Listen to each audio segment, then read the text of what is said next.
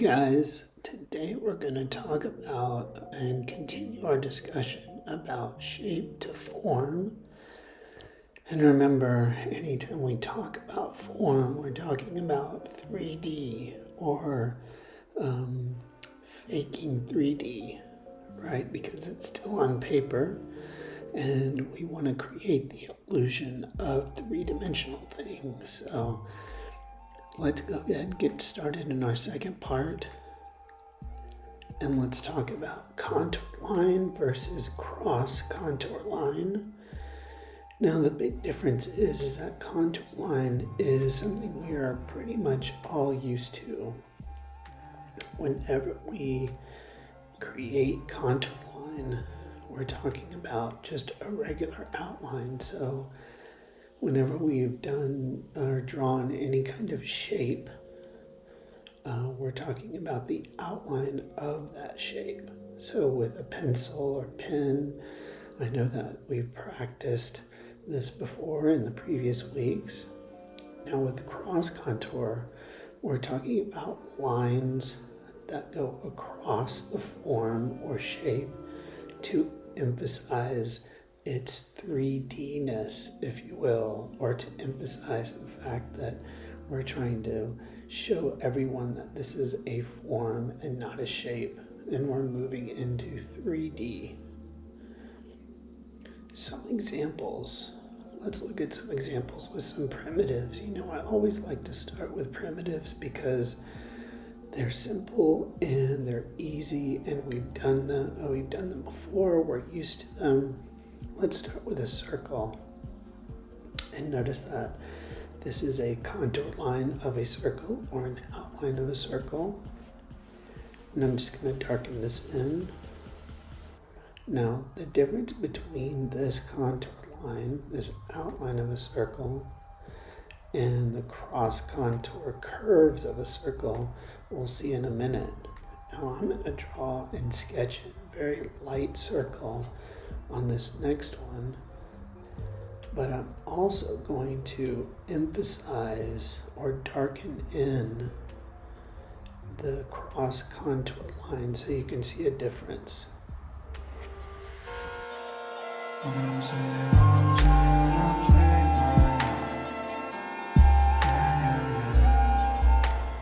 So look at the way I'm utilizing the ellipses again. We are pretty familiar with doing this shape. We did it before in our other exercise. And I always go back to them because for me, it's always a good practice. And for you, it's good practice just to remember to stay loose, and especially remembering to pivot at that elbow. But look at how these cross contour lines go across the sphere or the spherical object. Now, I didn't emphasize the contour line, the outline. I emphasized just the cross contour line, so we really get a sense of that volume, that mass. Let's look at it on a cylinder, another primitive, and we did these before last time. And this is our contour line. And you know that I always like to keep my sketch lines in there just for reference and to show my process. Let's look at it in a cross contour.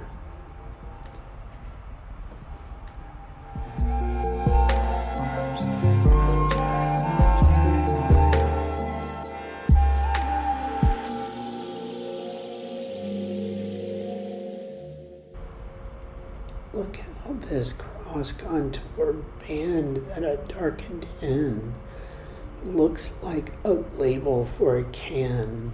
And that's a good way to think about cross contour.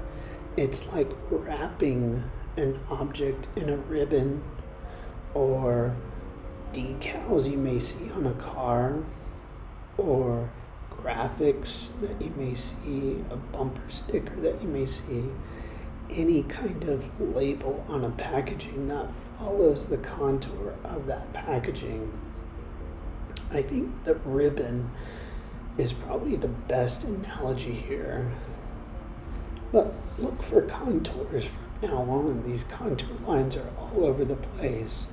if you look at cars, there are cross contour lines everywhere. And before they're painted, the cross contour lines can occur in the seam lines for a car. So where the door meets the panels of the hood, where the side panels meet the door, and so on. All of these seam lines, if you look at a car, always in showing and emphasizing that cross contour or that three-dimensionality of that car.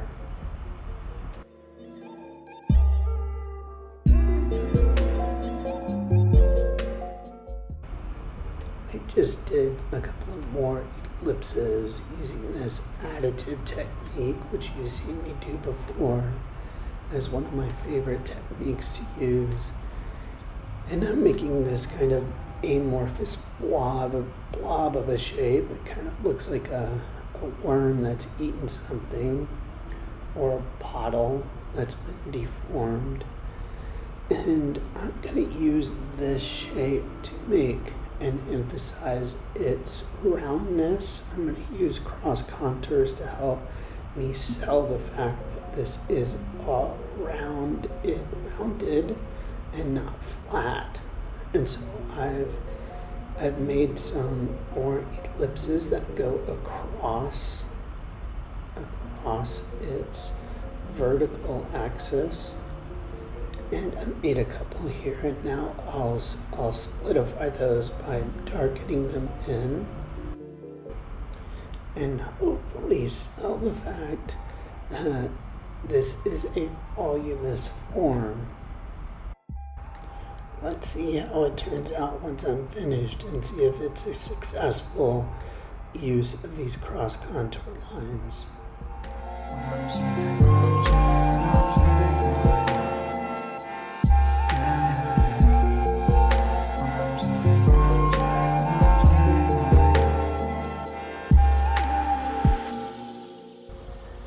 I would say that's pretty successful in showing that volumetric mass, and it kind of reminds me now of like an earthworm or a segmented worm.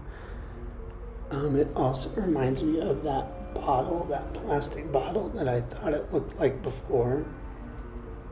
Remember that these contour lines will help and inform us how to add value. So remember that eventually we'll be getting into value, which is the gradient from 100% black to 100% white. We'll be using pencil, we'll be using pen, and eventually we'll be using color to do this. And all of these lines and all of this practice will help us learn how to shade across volume, or will help us learn volumetric shading. And remember that value is one of our elements of art, so keep that in mind too.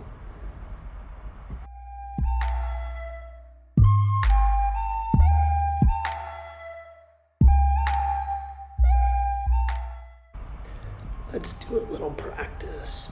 So for this practice, let's do another volumetric mass, and let's start with our ellipses again. It's always good practice to do these ellipses, have them overlap, and let's use an additive method, and let's try to make our cross contour sections like that bottle we did before. And notice that I'm changing my hand position to do those other ellipses that go across the form or across that shape. And it's okay if you need to rotate your paper at this point to do that.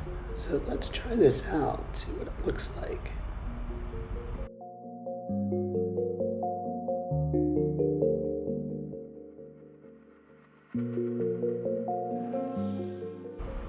Notice that where these ellipses meet, right, where they intersect, is a good indication for you of where to add in cross contour lines. So they're always a good reference. let's try something else. Let's make two lines that kind of converge or almost converge. And let's draw, for practice, some ellipses that ride right in between them.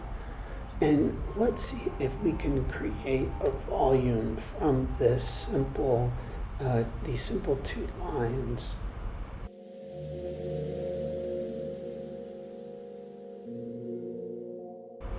The fact that we've gone and done our cross contours in the same direction, that is, the curves are in the same direction, we get the feeling that this has become a volumetric shape, right? A tube, a tree branch, a tentacle, some kind of monster arm or organism.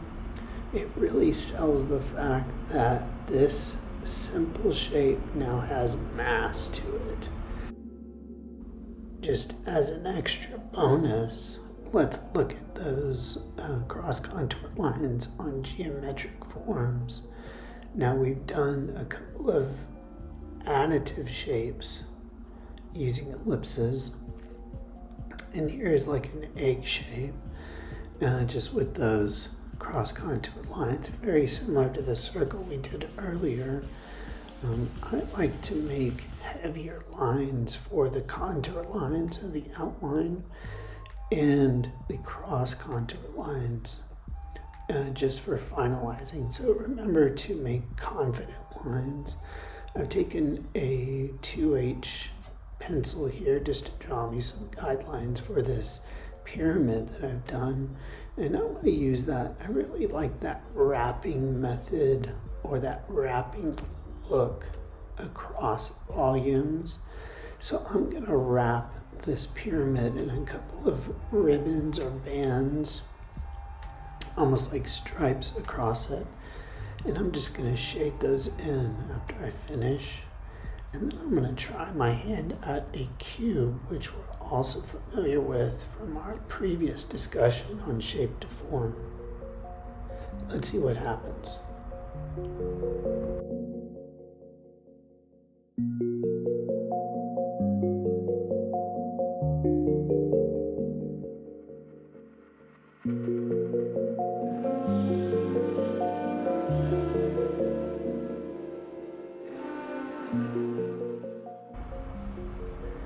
It's fun to think of these shapes as your own now, something like you can hold in your hand, and giving it a paint job like stripes, and have no fear of moving across that form without any hesitation. So we'll continue this and we'll move on to our sketchbook entry assignment. Guys, have a good day. I'll see you later. Bye.